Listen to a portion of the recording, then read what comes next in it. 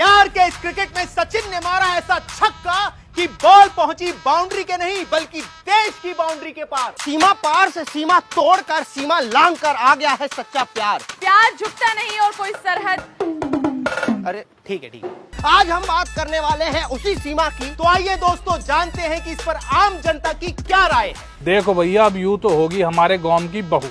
अब इन दोनों का फटाफट ब्याह होना चाहिए और रिसेप्शन करवाना चाहिए। क्यों रे? बंदे से ना मानता प्यार प्यार बॉर्डर क्या है प्यार के लिए है ताऊ। पंछी नदियां पवन के झोंके, कोई सरहद ना इन्हें रोके। ये वीर ज़ारा की जोड़ी है। प्यार झुकता नहीं और कितनी भी बड़ी हो सरहद, प्यार रुकता नहीं। सही कहा आपने, प्यार झुकता नहीं, चाहे इनकी वजह से देश की सुरक्षा एजेंसियां शर्म से झुक जाए ना। चल उधर चल क्या हो रहा है? लगता है भाई साहब को कभी प्यार नहीं हुआ है। यह लगता है भाई साहब आप प्यार के खिलाफ हैं। अरे कैसी बातें कर रहे हैं?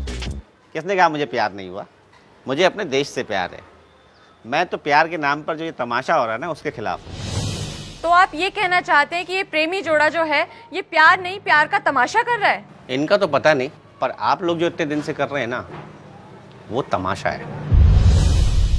अरे पत्रकारिता लोकतंत्र का चौथा स्तंभ होता है, आपने तो इसका मजाक बनाकर रख दिया। सिर्फ टीआरपी के लिए हमारे देश की सुरक्षा व्यवस्था में जो इतनी बड़ी चूक हुई है उसको आप वीर ज़ारा की प्रेम कहानी बता रहे हैं। पंछी नदियाँ पवन के झोंके, कोई सरहद ना इसे रोके। क्यों नहीं रोकेंगे? ये हमारे देश की सुरक्षा का सवाल है। सिर्फ आप लोगों की वजह से आज हमारे देश के लोग दो हिस्सों में बट गए हैं।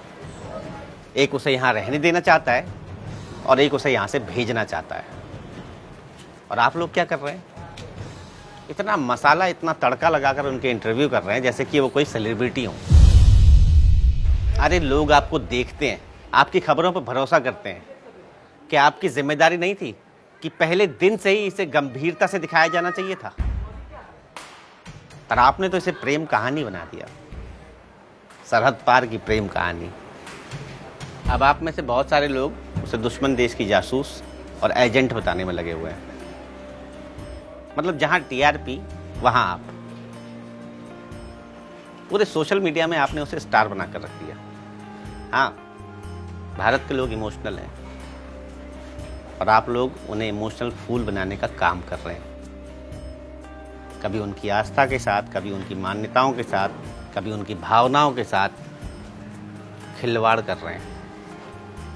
कभी प्राइम टाइम के नाम पर, कभी ब्रेकिंग न्यूज़ के नाम पर।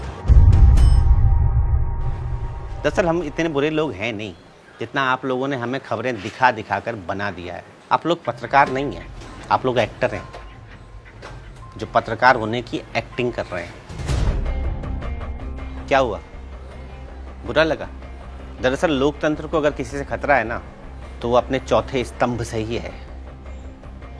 अरे हम मानते हैं कि पत्रकारिता में दोनों पक्षों की राय दिखाई जानी चाहिए, पर ऐसे चिल्लाकर, हल्ला मचा मचा कर। कौन है हम? बहरे हैं? ऊंचा सुनते हैं?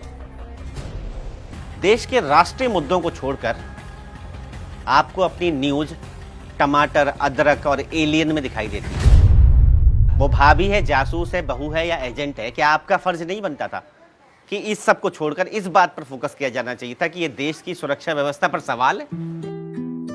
सोचिए, अगर कोई आदमी ऐसे आ गया होता तो क्या आप ऐसे ही खबर बनाते? नहीं ना। और ये जो लोग हैं ना जिनको ये भाभी और बहू दिखाई दे रही है, उनसे जाके सवाल पूछिए कि हमारे अपने देश की कोई महिला जिसके 4 बच्चे हों उससे ये अपने 23 साल के बच्चे की शादी करवाएंगे? लेकिन नहीं, आप ऐसा नहीं पूछोगे क्योंकि इसमें टीआरपी नहीं है ना।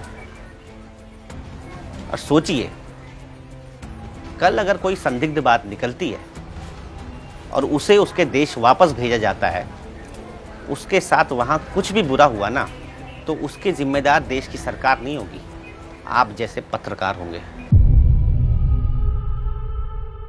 और हाँ, घर जाकर एक बार शीशे में जरूर देखिएगा और खुद से सवाल पूछिएगा, क्या आप लोग सच में पत्रकार हैं? पंछी नदियां पवन के झोंके,